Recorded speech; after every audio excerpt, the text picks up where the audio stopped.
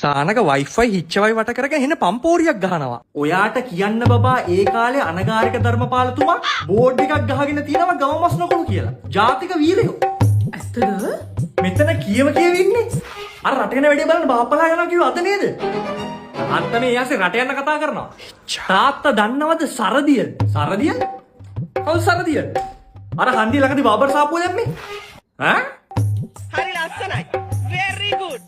නෑ නෑ සූර සරදිය. මොකද ඉලානේ?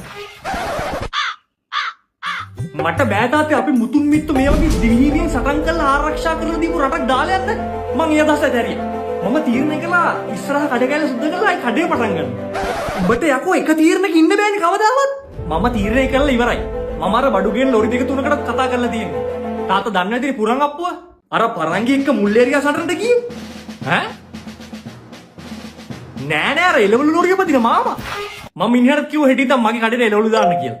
අද උදේ බබා ලට්ට රොට්ට ටික පොඩ්ඩක් අස් කරලා දවල්ෙන් පොඩ්ඩක් හොදලා දානවා. මං ගේ කැලලත් අත ඒකම පොඩ්ඩක් හොදලා දාන්න. අද ගෙවල හොදන්නේ. අද සිකුරාදනේ. අයියෝ තාත්තේ ඕව මේ කිසි පදනමක් නැති කතා. මේ වගේ වැදගත් වැඩක් පටන් ගන්නකොට ඔය වගේ මෝඩ කතා කියන්න එපා. ඇයි සිකුරාදට ගෙවල් හොදන්න හොඳ නැද්ද? ඇයියනේ ඔයා අහලා නැද්ද අඟහරුවාද සිකුරාද දවස්වල ගෙවල් හොදන්න හොඳ නැහැ කියලා? මිත්‍යා විශ්වාසනේ කිසි පදනමක් නැහැ. නෑ නෑ නෙවෙයි ඕව මේ කිසි තේරුමක් නැති කතා තාත්තේ. කූණෙක් චුච්චුක් ගාවත් යන්න හොඳ නෑලු. පොල් කිච්චෙන් දැක්කොත් අසුබයි. වෙන එකක් තියා අපේ තාත්තා තාම කොණ්ඩේලවට ගන්නතර 100ගේ පරණ තෙලක්. කියන එක පොඩ්ඩක් අහපන්කෝ. ඕකට අර ෂැටිනි බොටල් එකක් ගත්තාම දවසට 0.5යි දාන්න ඕන.